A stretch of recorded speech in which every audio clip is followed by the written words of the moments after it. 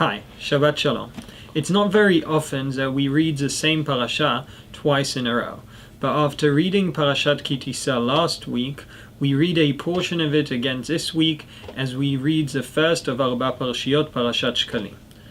In this parasha, in Parashat Shkalim, we speak about the obligation of each person from Am Yisrael to give half a shekel, machatzita shekel, as a way to make enough money for the korbanot of the tzibur, the sacrifices of the entire nation, but also as a way to count the people of Israel. Many times we ask ourselves, why do we give half a shekel? Why not an entire shekel? Why not a different number? And many times we are told that no one in Israel is complete on his own. We need one half to connect to a different half in order to create one complete nation. Today, I'll try maybe to explore that idea and maybe give another insight into this minhag, into this halacha mitzvah of bringing machatzita shekel.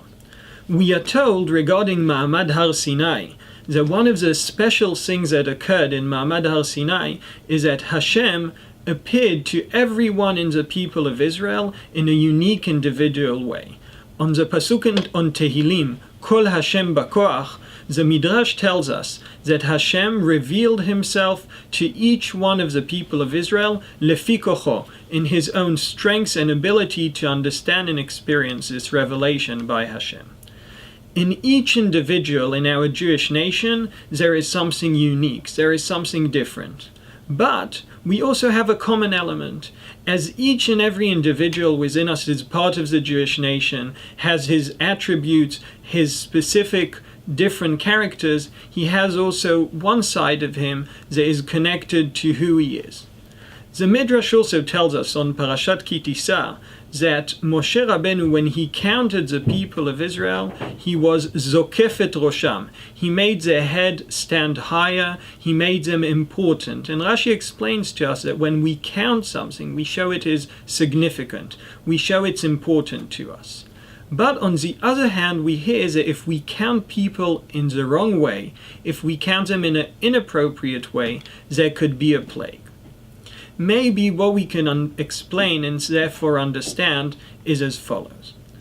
If we count the people of Israel, and we count Am Yisrael, each and every one, and we count them in a complete way, as a whole, if we would take one shekel, counting each and every individual, we would actually say that we count the entire perspective of that person, that we understand him, that we know who he is. And we count Reuven and Shimon and Levi, and we count 1, 2, 3, and that way we know how many people we have.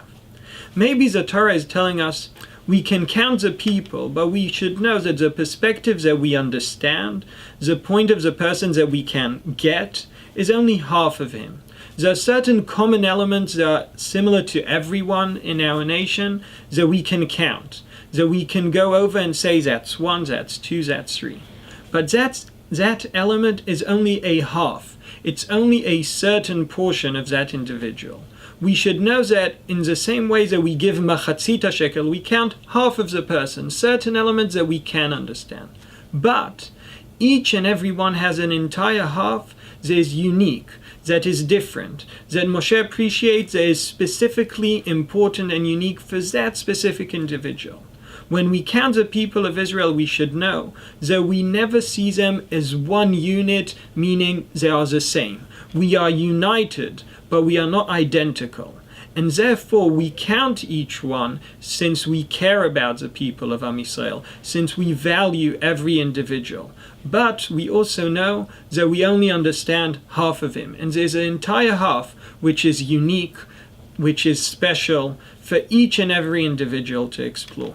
And when we encounter that, when we encounter a person, we should also take into consideration how unique and special he is in the same way that Hashem looks at us. Shabbat Shalom.